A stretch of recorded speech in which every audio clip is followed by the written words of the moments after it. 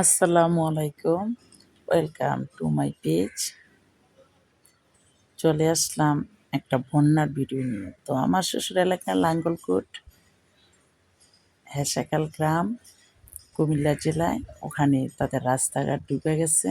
তো আমার হাজব্যান্ড এদের বাড়িতে গেছিল শুক্রবারে মা বাবা দেখার জন্য। তো যাইতে যাইতে দুপুর হয়ে গেছে, নামাজ পড়লো, তারপরে এই মাছগুলা ধরলো দুপুরবেলা শুক্রবারে, প্রায় 15 কেজির মতো। তো ওখানে তো আবার কারেন্ট নাই, ফ্রিজ থাকলেও ব্যবহার করা যায় না। তো আমার শাশুড়ি কষ্ট করে এই মাছগুলো কাইটা হলুদ লবণ মরিচ দিয়ে সেদ্ধ করে রাখছে। তারপরে এগুলা বড় একটা বয়ম কিনছে, বড় আরএফএলের ডিব্বা কিনছে। এটা এক ডিব্বা মাছ, প্রায় 15 কেজি মাছ সিদ্ধ করে নিয়ে আসছে এবং খুব সুন্দর হয়েছে মাছটা, সিদ্ধ মাছটা।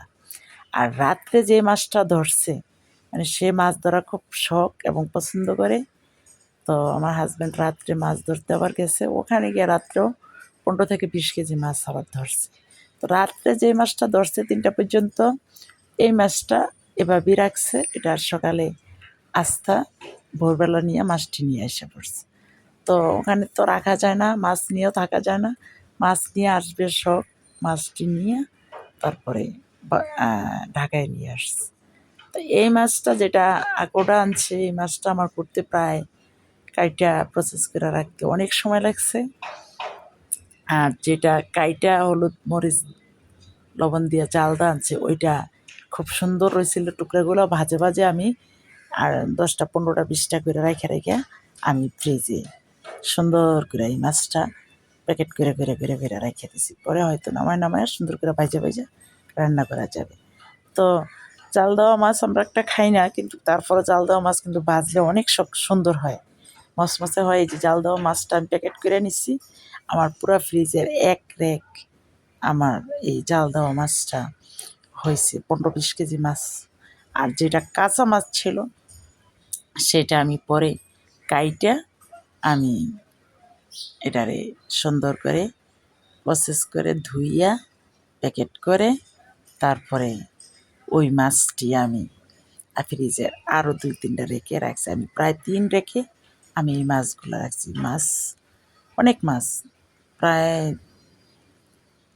30 কেজির মতো মাছ হবে সর্বমোট মিলাইয়া।